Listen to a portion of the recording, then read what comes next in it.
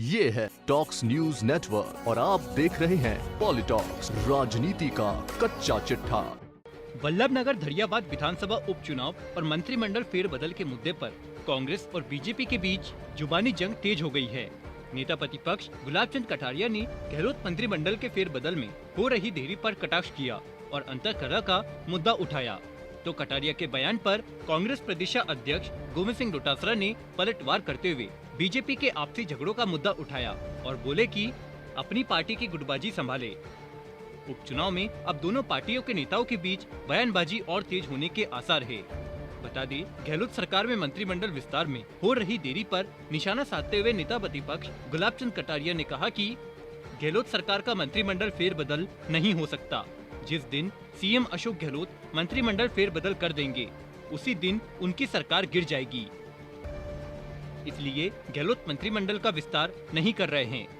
CM Gehlot पर तंज कसते हुए कटारिया ने कहा कि नए चेहरे से ही मंत्रिमंडल विस्तार की आस है।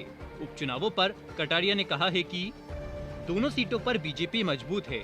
जनता कांग्रेस सरकार से परेशान है, इसलिए वह इन्हें सबक सिखाने तैयार बैठी है। वहीं कटारिया के बयान पर पलटवार करते हुए कांग्रेस प्रदेश अध्यक्ष गोविंद सिंह डोटासरा ने कहा है कि जनता पार्टी में आपस में फूट है और गुलाब चंद जी कटारिया साहब जो नेता प्रतिपक्ष है वो ये कह रहे हैं कि जब वसुंधरा जी की चलती थी तभी वो भिंडर साहब को नहीं दिला पाई थी टिकट, तो अब वो क्या दिलाएंगी। यानी वसुंधरा जी का जो प्रभाव है, उनका अस्तित्व है राजनीति में, वो शून्य मान करके चल रहे हैं और ये कह रहे हैं कि पहले मुझे बीजेपी से निकालो और उसके बाद में बीजेपी की भिंडर को टिकट दो। तो जो हालात भारतीय जनता पार्टी के हैं और जिस प्रकार से बयानवीर भारतीय जनता पार्टी के लोग हुए हुए हैं, उससे भारतीय जनता पार्टी के कार्यकर्ता भी निराश हैं। और राजस्थान में 2.5 साल में एक भी ऐसा मूवमेंट या वो नहीं कर पाए जो सरकार के खिलाफ किसी योजना को लेकर के, किसी बात को लेकर के किया हो। केवल और केवल मात्र एक दूसरे को नीचा दिखाने का काम आपस में कर रहे हैं। इसके अलावा उनकी कोई स्ट्रेटजी नहीं है।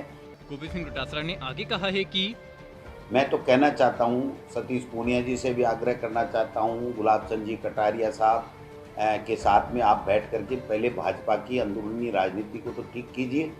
किसको टिकट मिलेगी, किसको नहीं मिलेगी। नेता प्रतिपक्ष का बयान का एक मतलब होना चाहिए कि नेता प्रतिपक्ष ये कह रहा है कि वसुंधरा जी की अब नहीं चलेगी, तो इससे हम क्या समझें। इसका मतलब हम तो ये समझते हैं कि इनको प्रतिपक्ष की भूमि नहीं निभानी है, इनको तो केवल मात्र आपसी एक दूसरे को पटकनी दे करके और कौन आगे मुख्यमंत्री बने, कौन मुख्यमंत्री बने, इससे वास्ता है। जनता के मुद्दों से इनका कोई वास्ता नहीं है। मुख्यमंत्री तो तब बनेंगे जब 101 सीटें आएंगी।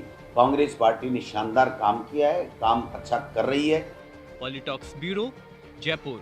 ये है टॉक्स न्यूज नेटवर्क और आप देख रहे हैं पॉलिटॉक्स, राजनीति का कच्चा चिट्ठा।